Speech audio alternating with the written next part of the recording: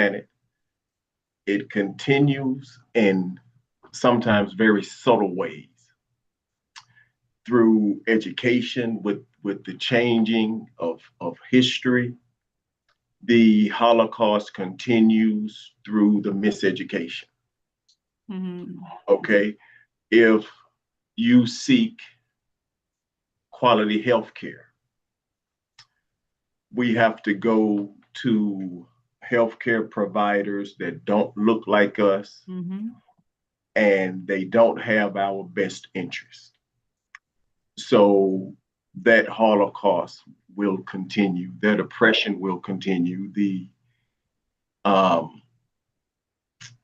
miseducation to the point where we think that anything of value in education has to come from someone that does not look like us. If we believe that, then our oppression in education is going to continue because they're strategically placed there to ensure that this oppression continues. Yes. You know, if we have to look to healthcare providers that don't look like us, and we understand medical apartheid and how they looked at Black females as research objects. And they didn't believe that we had feelings, and they didn't use things to numb the pain when they were performing these experimental surgeries.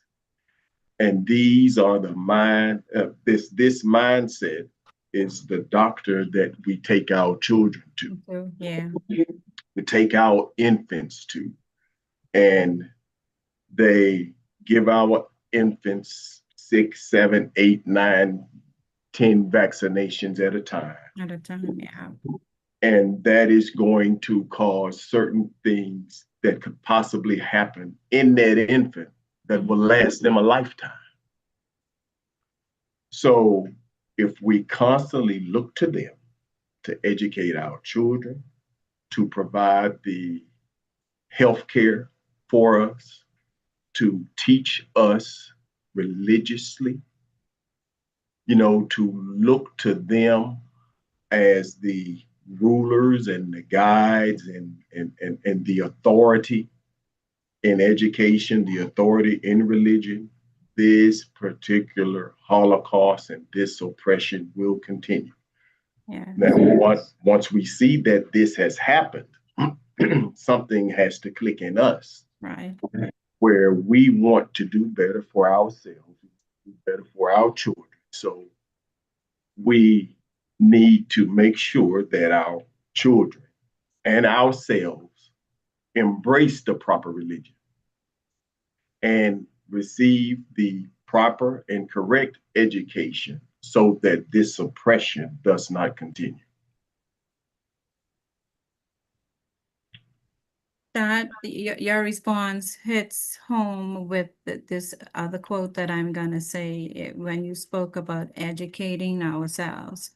It says, we can't teach what we don't know, and we can't lead where we won't go.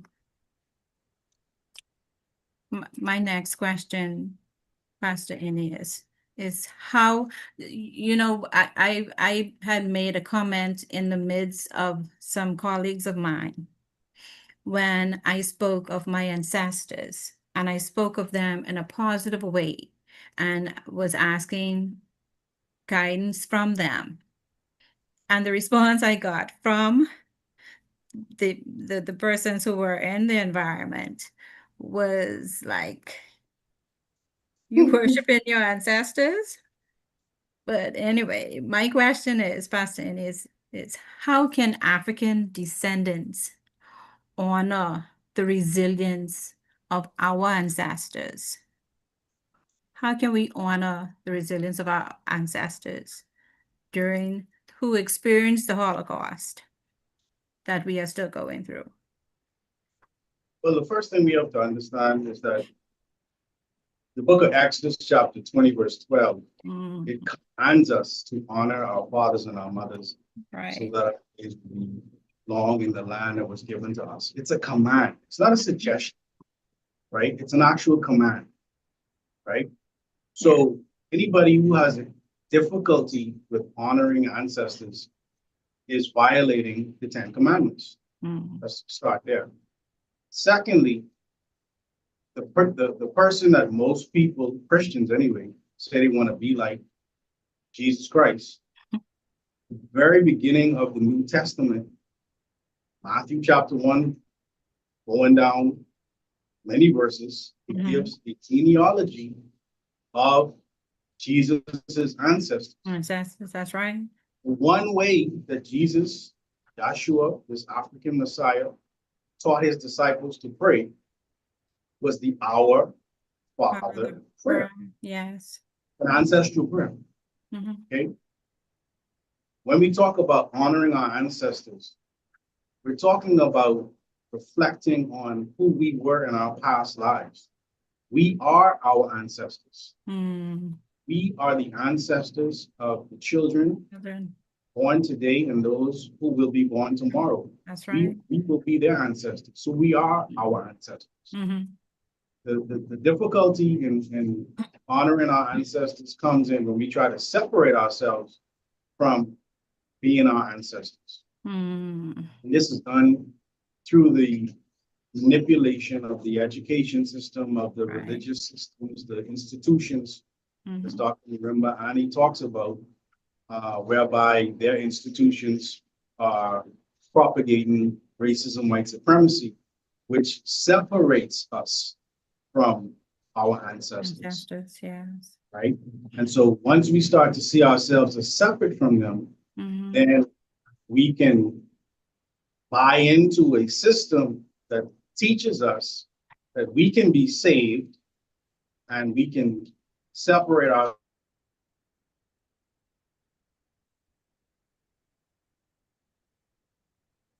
etc. These are the lies that they've told us. This is the part of the persistent psychological war that we are under. But the commandment, Exodus 20, verse 12, Mm-hmm. is to honor our fathers and our mothers so that our days could be long. And so if we first understand that we are our ancestors and we learn to love ourselves, Mm-hmm. because they always talk about these two great commandments, Right. that you're supposed to love your neighbor and you're loving your neighbor as yourself. As Love the Lord your yourself. God, first Uh-huh. one, and Mm-hmm. then love your neighbor as yourself. Yourself, yes. If you don't love yourself, you don't really love your neighbor, do you? Uh, And if you don't love yourself, you don't love your ancestors. yeah. But you gotta love yourself, and Mm-hmm. you, in turn, will love your ancestors. But and lastly, I'll say, you have to know who your ancestors are. We're fighting a Exactly. war against ignorance, ignorance itself. Mm-hmm. Know who they are in order to honor them. Wow, that you ended in a strong point. We have to first know who they are. And a lot of us don't. And we don't take the time to find out who they are. You know? Yeah. So now I'm gonna move on into a book that I'm still reading this book, but I want you guys to answer. We're gonna talk about some of the stuff that's in the book.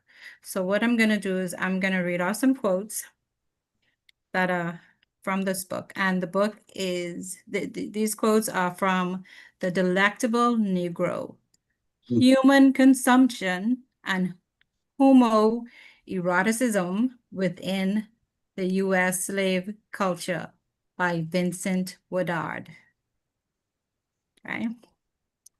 So the first quote, it says, for example, one of the most notorious incidents of literal Black consumption from the 19th century involved members of a whaling ship, Axis, which sailed from Nantucket, Massachusetts in 1838, White Nantucket, Massachusetts in 1838. White Nantuckets still today have little to say about the incident, especially the fact that the first 4 crew members to be murdered and eaten by whites were Black. Mm.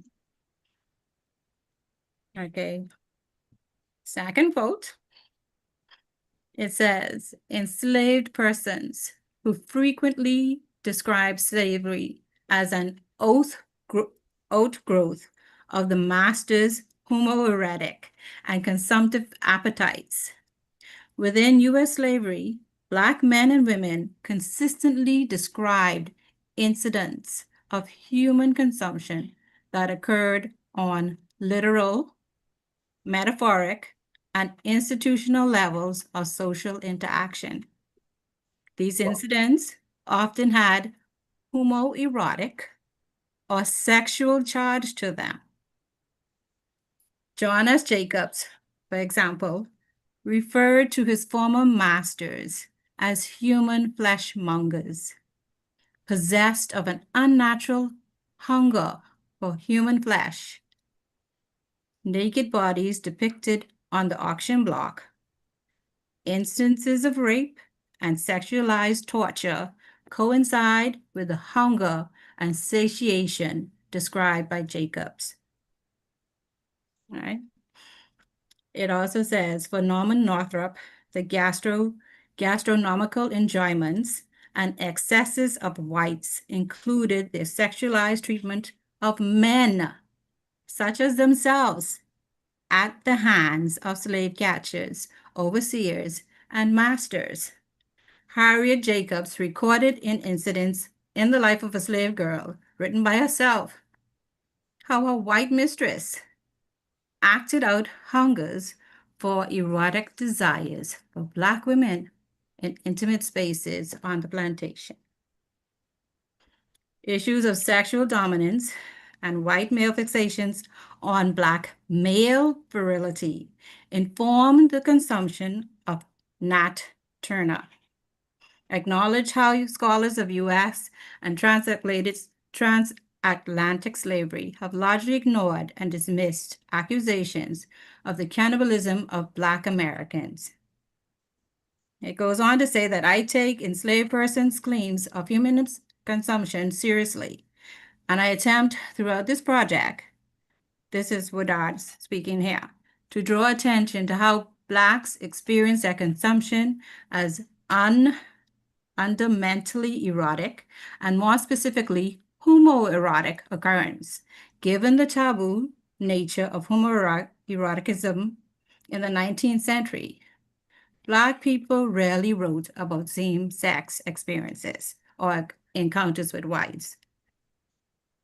Lastly, the money purse made of Turner's skin and the grease made from his boiled down flesh conveyed the limitless consumption uses of the slave and the myriad ways in which the ruling class could satiate unspoken desires and taste for Negro flesh. Now that was a mouthful. I know what you're all, right? So when it seems to me by reading this that we had it worse than anybody else who went through a Holocaust. But anyway, my question is, and anyone of you could start out first. How does the history of enslaved Africans being literally and symbolically consumed by white people through acts of cannibalism, forced sex, homosexuality, and commodification of their flesh challenge the way we usually think about slavery as only labor exploitation?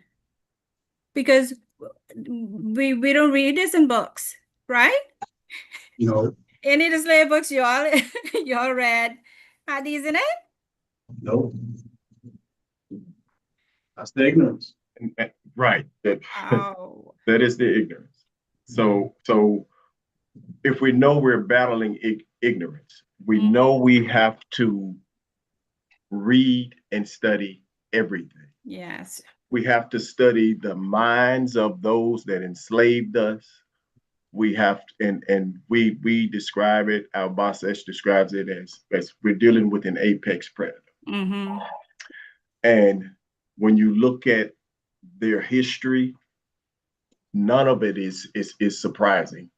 None of what you read is really surprising if you know that you're dealing with an apex predator and you're Yes. dealing with men that believe and thought that they could only experience real love with Mm. another man, Mm.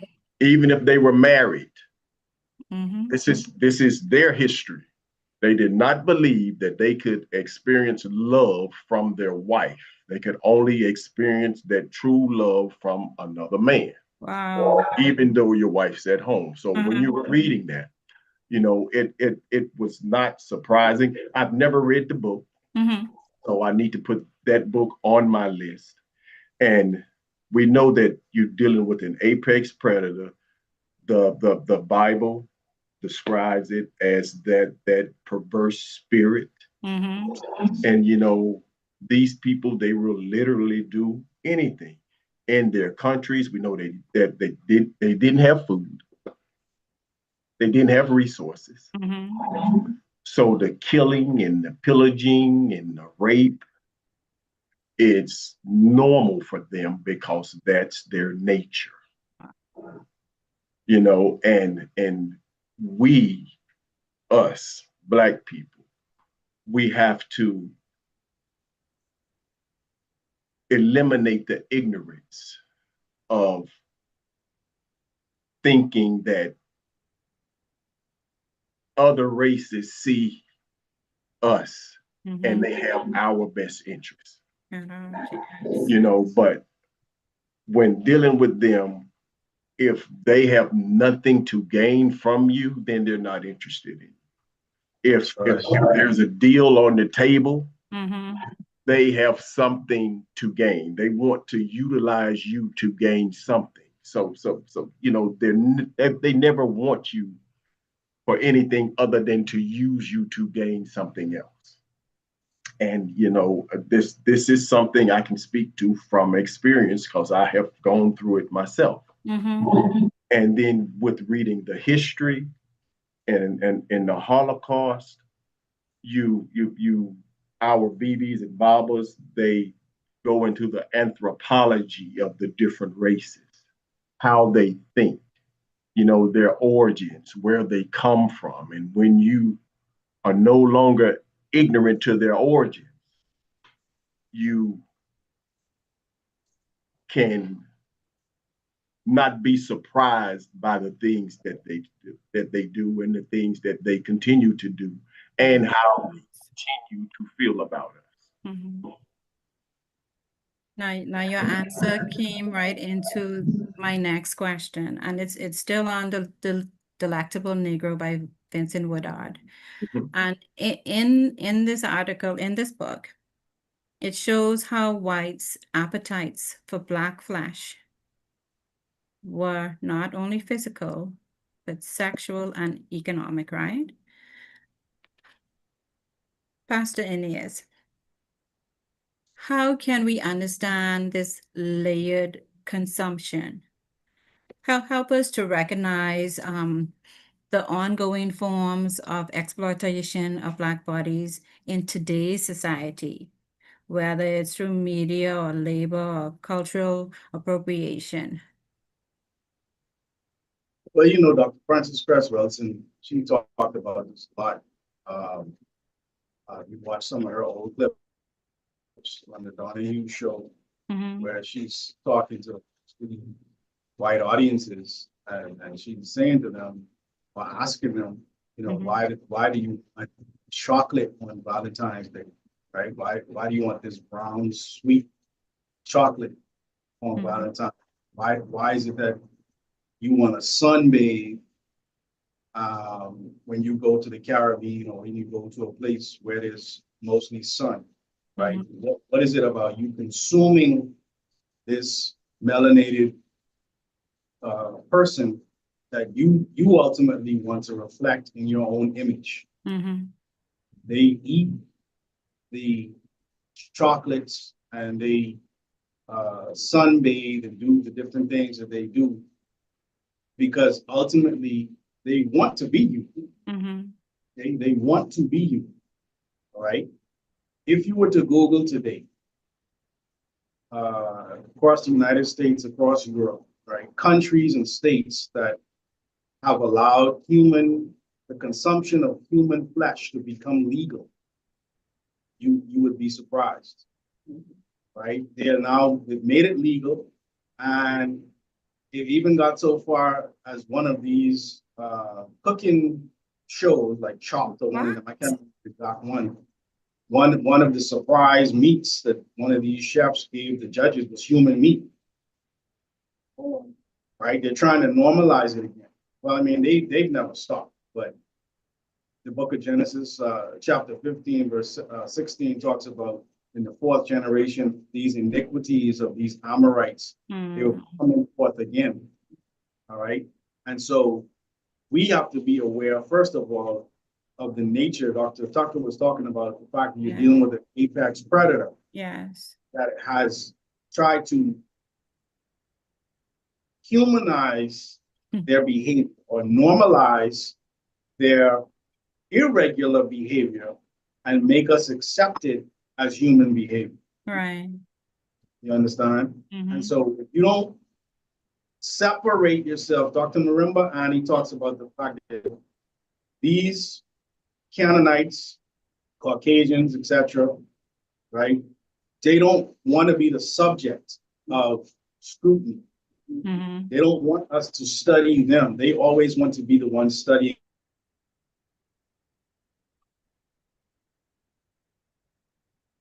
Actually live in our own culture, our own languages, our own true religious identity. Because when you start to live separate and apart from them, then you can see them.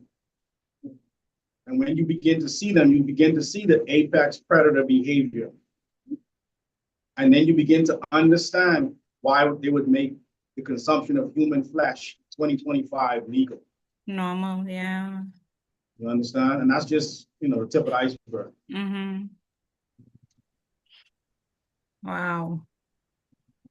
So okay, so I'm gonna go into another quote, and you guys your answers are flowing right into to the questions that I have, which is a good thing.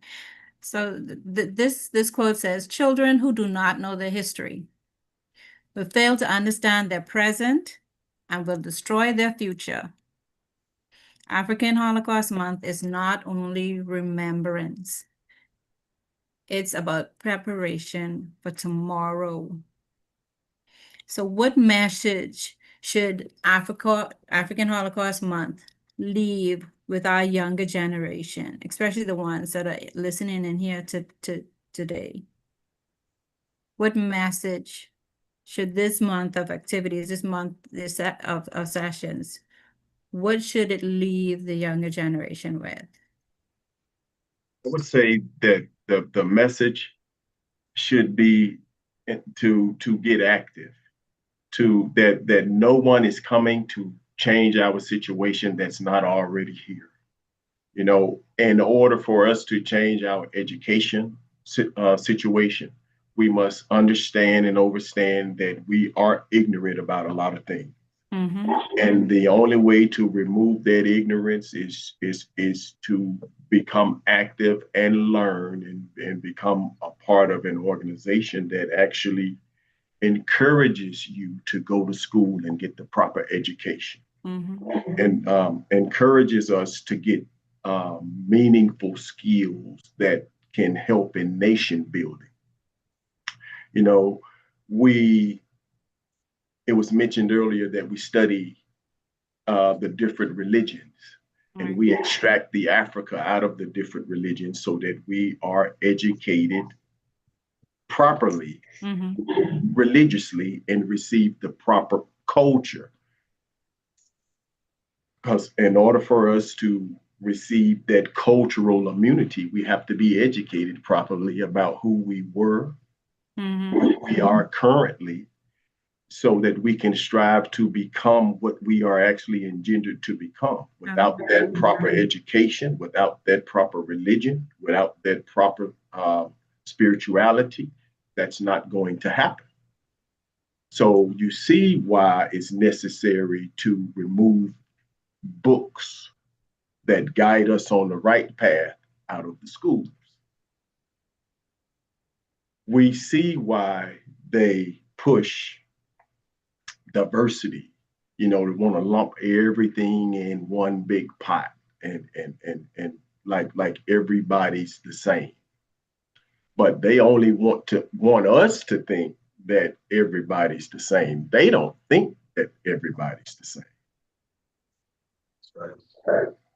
So in order to the younger generation, they have to be properly educated. And if you don't mind, I'll share a quick story. This is someone shared this with me just this week, and it fits right in line with what we were talking about. Okay. So there's a teacher with a senior in high school. The senior in high school goes to a predominantly white high school, right? Right. So he's Black, Nubian Melanonite, trying to fit in, plays in the band. Parent goes to pick him up from band practice, and he's about to get into the car, and the white kids say, "All right, my nigga, see you tomorrow." So the mother asks the kid, did they say what I just think they said? And he like, yeah, I gave them permission to use the word with me. So you give them permission to call you this. So I don't even want to imagine what his school experiences are with everybody calling him this, just so he can fit in. And and the parent is upset, looking at herself like, where did I fail? I just wanted him to get a better education, so she sent him to the predominantly white high school. But this is what happens. So the younger generation, just because it's supposed to be a good school, does not mean that it's a good fit for our kids. Right.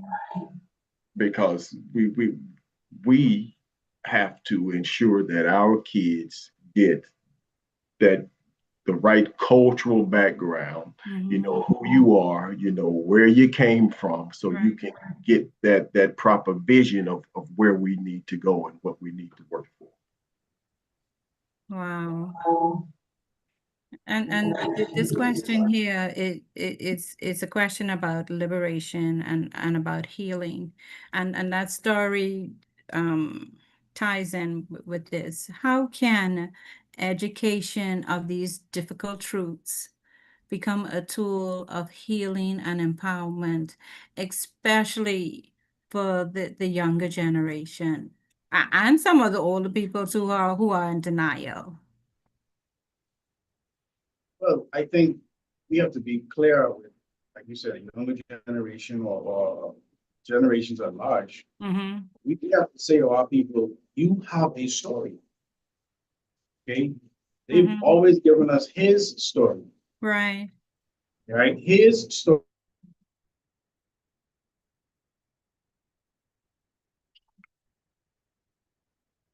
Interpretation or just, erasure of the African story. Right? We have to know that we are enough. Right. All right. We have to understand that a good education doesn't mean go learn everything about somebody else and put yourself to the side. That's not a good education. No. You may receive documentation to say that you've been educated, but we understand that the word education is indeed edited dictation. You've been edited. You've been made to feel or seem less than because everything about you is not being put on the blackboard or whiteboard or you're not being taught that who you are is important to remember. Your story is not going to be on the test, Right. right? The story of everybody else is going to be on the test. And in the books. So, so Mhm. what happens is, as far as the healing is concerned, when you learn that you were already doing things before this European, before this Canaanite, before this so-called white man ever existed, Mhm. you had things in place that they can't even replicate today. Right. So how good is his education? Not good at all. All of the great things, and I'm not saying it to make anybody feelings hurt, but I don't really care if your feelings are hurt, because at the end of the day, they can't put them pyramids up like we could. They tried. Yep. They brought all their cranes, they brought all of their mathematicians, they brought all their engineers. They couldn't do it. So how good is their education? Really? Mhm. They're not educating us. They're dumbing us down. Dr. Amos Wilson talks about this. And he would go to Yes. the Yes. university, to the campuses, and tell the students, Mhm. they are making you dumber. Oh, wow. Okay? This is how they make sure that you need them. Right? I got to keep you dumb so you always look and even better, he said use the word confused. Mm. The moment I confuse you, now you look towards me to unconfuse you, and you say, here, you don't want to be confused? Take my education. And Mm. their education is about them and their superiority and how great they are. And so now it causes us to feel like we're less than. Right.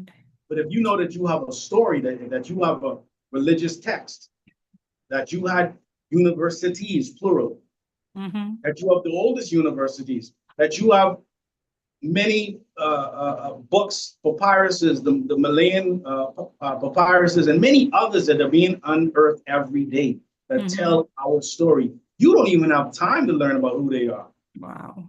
Just call them the apex predator and let's move on to the next page. Let's learn about us. Mm-hmm. Because other than that, they're going to keep hurting us. Right. Psychologically, spiritually, emotionally, physically, because that's the only way they can rule us, is if we don't focus on us. The best way to get anybody off of your back is to just stand up. That's what the resurrection is all about. We're going to stand up and learn our story. To remember means to be a member again. Remember. Mm-hmm. You're going to be a part of a body of the crest, the body Right. of Asaru. Yeah. That's what it's. Thank you, Pastor Ennis. Thank you for that. And I have a quote here that it speaks about education. And it says that education allows us to reclaim our stolen histories, to recenter African perspectives, build new futures. And this quote, it was, I think when I was listening to John Henry Clark, he would have said something along these lines. He said, powerful people cannot afford to educate the people they oppress, because once you're truly educated, you will not ask for power, you will take it. Therefore, a true education must therefore be liberating and culturally grounded. You were going to say something, Bastinius? No, I was agreeing with you. Okay. And another quote says, if you don't understand your history, you will misinterpret your present and endanger your future. So what we're gonna do now is we're gonna take an action for the future, right? What are the responsibilities do we carry today in light of African Holocaust history, of the bodily and the cultural consumption that we listen to today? What responsibilities do we have today in light of all that we've heard and all that we've gone through? Hey, the greatest thing would be our battle against ignorance. And that battle is religious ignorance, Mm-hmm. um, education, spirituality, culture, Mm-hmm. and our um, ignorance and thinking that someone else will change our situation for us. Right. So if we know that we're ignorant towards a lot of things, we know that we've been miseducated. We know that we do not understand racism, white supremacy, as our Bobby Neely Fuller states. If you don't understand racism, white supremacy, everything that you think you know will only confuse you. Yeah. So those of us that think we have the proper education because we have the degrees and the initials behind our name and in front of our name, but you don't identify culturally with something. And I'm talking about Black culture, Nubian Melanin culture. If you don't identify with a true religious identity, let's say you have a PhD and you go to a Christian church. Well, that Christian church is not teaching and preaching Black liberation. Mm-hmm. They're teaching and preaching that spiritual and mental enslavement because of the doctrine that's being taught in that Christian church. Right. That's where we talk about that Caesar gospel that's mentioned in 2 Corinthians 11:4. Another spirit, another doctrine, another Jesus. So if we're not properly educated and battling ignorance religiously, we have to be able to stand up, tell the truth. Don't matter who that truth offends, because that truth is for our future and for our liberation and the liberation of our children. That's looking to us, they're looking at us to see what we are going to do. So we can't be another generation that does not take the baton and continue the race. We can't be the ones that stand idly by and look or wait for someone else to do the things that we are very capable of doing. Once we embrace the things that we need to embrace and like you say, move from that childish activity and grow up and become noble men and noble ladies and work for liberation and fight with this battle of ignorance so that we can win and so that our kids can see what they are capable of because they're watching us do what we need to do right now. Yes. Pastor Ennis, you want to end? So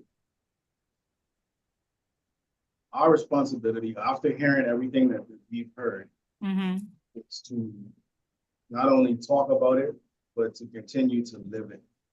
As Dr. Tucker would have said, the children are watching us. They're not going to just merely do what they hear us say they should do. They're going to actually watch us and see what we do. The Baba Marcus Garvey, he taught us that if we are to live on through our children, then let us leave a substantial legacy for them to actually hold on to and to continue. We should not leave them with more of a burden of ignorance as opposed to leaving them with a legacy. If they have to fight the same battles that we're fighting today, then we haven't done our job. We have to remove as many of the barriers of ignorance that we can during our time so that they have a better playing field, or their own playing field for that matter, to be able to continue to build for the generations that are going to come after them. We've been here for billions, dare I say, trillions of years. Yes. This condition, this Holocaust that we're experiencing right now is but a blip in true time. So we need not continue focusing on the pain, and let's get through the pain so we can get back to the glory. We live the glorious legacy much longer than the Holocaust that we're going through. But in order for us to get out of the Holocaust, we got to realize that we're in one first, so that we don't continue to have inappropriate behavior that Mhm. keeps us in this Holocaust, telling us to wait for something substantial after we so-called die, and that Exactly. take this pie in the sky doctrine to our children. We got to learn that thy kingdom come on earth as it is in heaven. We got to bring heaven to earth You're and right. make sure that our children see that heaven, or at least the foundation of it, so that when we transition, they'll Mhm. put up the walls and put up the roof. As far as we get, they'll put up the next level. And that's what we got Amen. after hearing everything that we're hearing during this month of African Holocaust Month. We got to remember. Wow, Amon. Thank you very much, gentlemen, for being with me during this session. It's very informative, and we ended with words of wisdom, words of responsibility. Thank you very much. Thank Namaste. you, Val. Thank you. Namaste.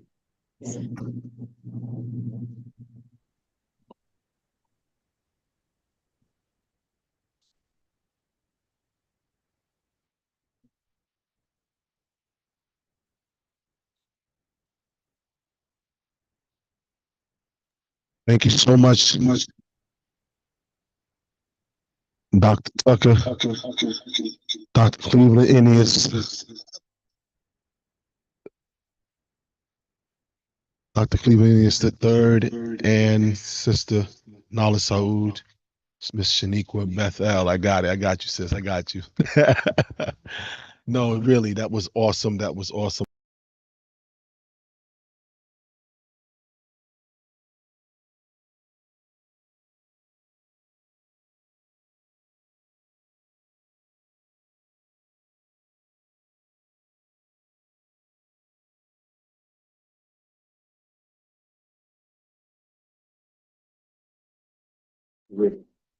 Can you hear?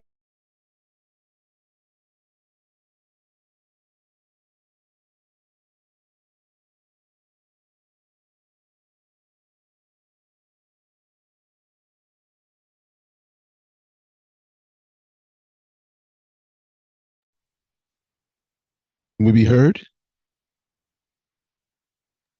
Yes, Yes, we can hear Brad. you. Yes, All sir. right, it went out. I don't know why. I was saying, I pray that everyone learned a lot today. And with everything you've learned, I pray everyone takes what you have learned and will share it with us and share it with other people and go through everything that we can do to make sure that this information gets to the people who need to hear it. The Holy Coptic Church of the Black Messiah puts this event on every year. Have been doing so for over 20 years now because it's that important. This year's theme has been Remembrance for a Better Future, encourages us to reflect and to take action. This week one has been the nature of memory and legacy. Next week, October 11th, week two will be personal reflection and growth. That event will be with those who will be speaking. Let me give you some of the names so you can write it down and be ready to go. There will be Sister Shandell Williams will be interviewing in the first segment. Sister Amani Nia will be interviewing in the second segment, Kahun Teflet and Sister Azandi. Dr. Ford and Basesh will be interviewed in the first section. And then in the final session next week, we'll have Sister Angel Muhammad Kennedy interviewing Brother Demarius Freeman and Elder Owen Burrows. We pray that you will join us. Please share, go to the Holy Coptic Church or Coptic TV on YouTube. Share the links, go to the